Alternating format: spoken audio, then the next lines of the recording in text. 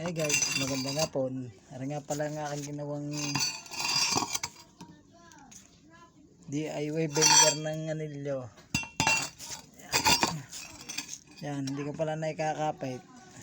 At dadalhin ko doon sa aking pinagtatrabahuhan para naman pag nagawa na anilyo ay nasa sa eskwela. Sinusubukan ko pala ang din sa ganun. Ayan, para kantong kanto siya.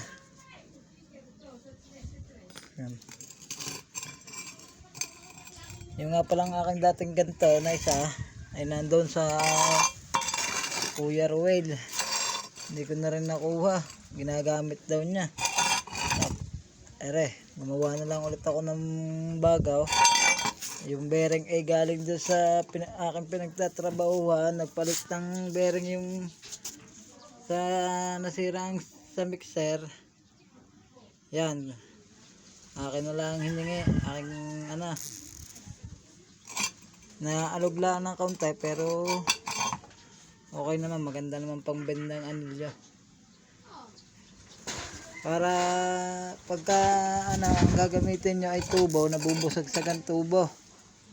Ito, hindi mo na kailangan gamitan pa ng tubo. Pag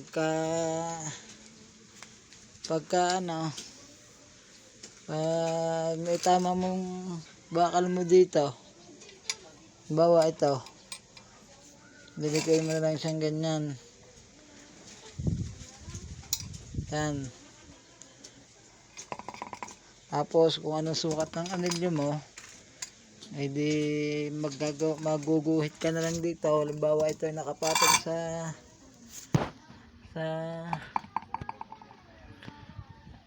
nakapatong sa bakal na, sa pagbebenderin mo na. Tapos hindi ko lang nabutasan para pag pwede rin siya sa kahoy. Hindi ko lang siya nabutasan sa 4 na sulok para kahit pakuan ko po pwede. Ano, kagagawa ko lang kanina, hindi ko na videohan. Ayan. Blender ng anilyo.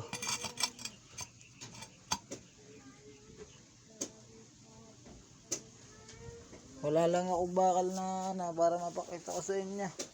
Hindi ba naman makapag nang ayos rin.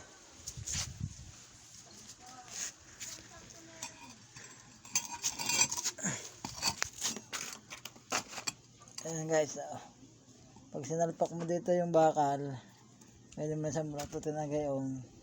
Tatama mo lang ganyan. Yan, pag tumama na nakakanto yan doon sa dito, magiging eskwalado na yan. Hindi kaya mukha ng tubo pagka medyo manipis na ang gagamitin mo, nabubusagsag.